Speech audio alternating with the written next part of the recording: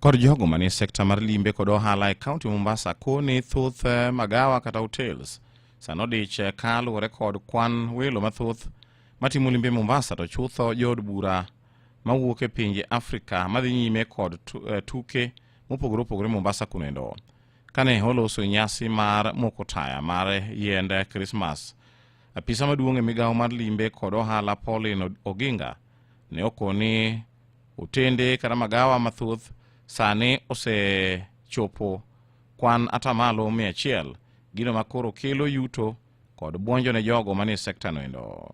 The nightlife in Mombasa is extremely active. So by the end of the 2 weeks, we are anticipating economically the county must have at least grown in terms of dollars, coolers, whatever currency that the wananchi has brought home. As we light the Christmas light, remember, be a candle that is lighting other people's candles as well. So I wish you well during this festive season. For those who will be traveling, drive safely. For those who will be celebrating around, don't overspeed. Don't drive carelessly along the road. If you've taken anything, call Uber, call someone to drive you home.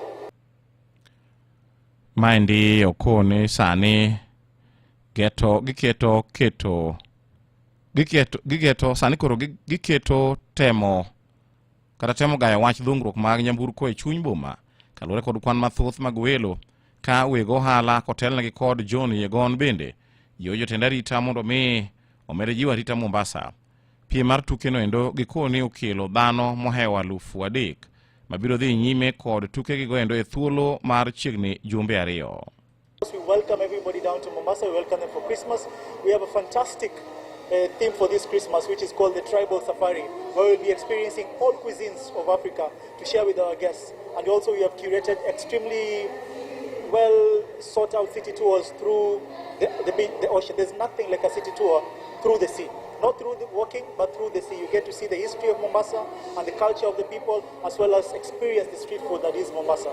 I think for the city of Mombasa, what we require the most is more lighting, and as well as just security in general, to ensure that all our guests that are coming in during this period of season, and this during period of celebration, all have a lovely experience of the nightlife and of the day life as well. Kakoro tieko mage kore thond weche manwa kelo ni kakoro keto nigi eyo machuok.